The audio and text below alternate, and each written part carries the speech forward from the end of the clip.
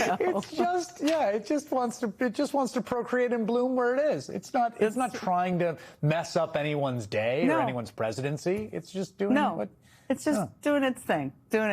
Well, on that note, Georgia elections. We'll get right to it. I'll see you tomorrow. See you tomorrow. Okay, it is Tuesday in the summer of an election year, and that means we are continuing to track primary elections all across the country. There are primary elections in Alabama, Oklahoma, right here in Washington, D.C., a special election in California. But the biggest elections we're following tonight are the Republican runoffs in Georgia, including the race to see which Republican candidate will challenge Democratic Senator Jon Ossoff in Ossoff's reelection fight this November. Now, in that race, Trump decided to throw his support behind Republican Congressman Mike Collins, who is, to put it mildly, this is very generous, loaded with problematic baggage. And in just the last half hour, we learned that Trump-backed election denier Mike Collins is projected to become the Republican nominee for Senate in Georgia, beating his opponent, Derek Dooley. Now, as a member of Congress, Mike Collins has used his social media presence to offend just about everybody he can. I mean, there is a social media post just offending just about everybody out there. He's posted in support of throwing an immigrant out of a helicopter. He posted in support of a group of counter-protesters harassing a black protester at the University of Missouri, one of whom taunted that black student with monkey noises. He once endorsed a post from an anti-Semitic troll who was attacking a reporter for being Jewish. And that's not to say nothing of his latest horrifying social media controversy, which I will try to get into a little bit later this hour.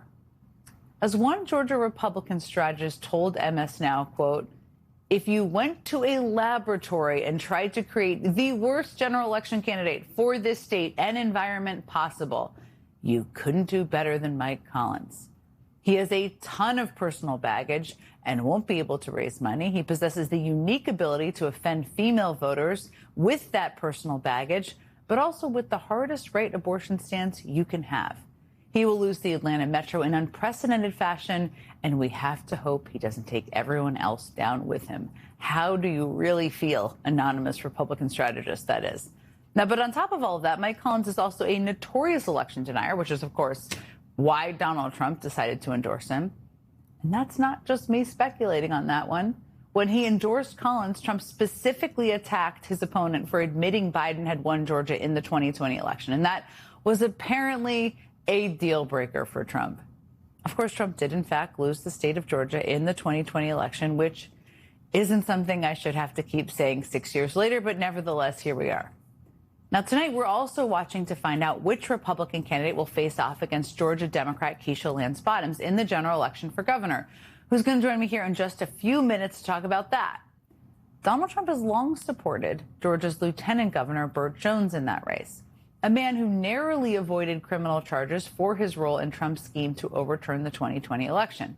And Jones was one of Georgia's 16 fake electors who tried to throw out the legitimate results from the 2020 election in an attempt to install Trump as president after he had lost to Joe Biden.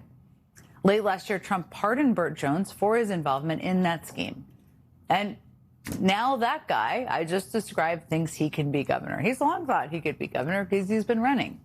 And he's been running against Rick Jackson, a MAGA billionaire and Trump donor who has spent $80 million of his own money on ads comparing himself to Donald Trump. And right now, Burt Jones is trailing Rick Jackson by about 7 points, but with a lot of votes still to be counted. We're going to be following the results from that race throughout the night. But before we get there, we're going to talk to Ali Velshi in a moment. Before we get there, if we just zoom out here for a second, Trump has made these primary races a contest over who's most loyal to him. And because Trump is still popular among most of the base, even the Republicans he didn't endorse in those races have still effusively praised and embraced him and his agenda in an effort to court MAGA primary voters. But while embracing Trump might be central to winning Republican primaries, where there is a small, die-hard electorate voting, their embrace of Trump could doom them in a general election when they're competing for votes among a far broader electorate. Because right now,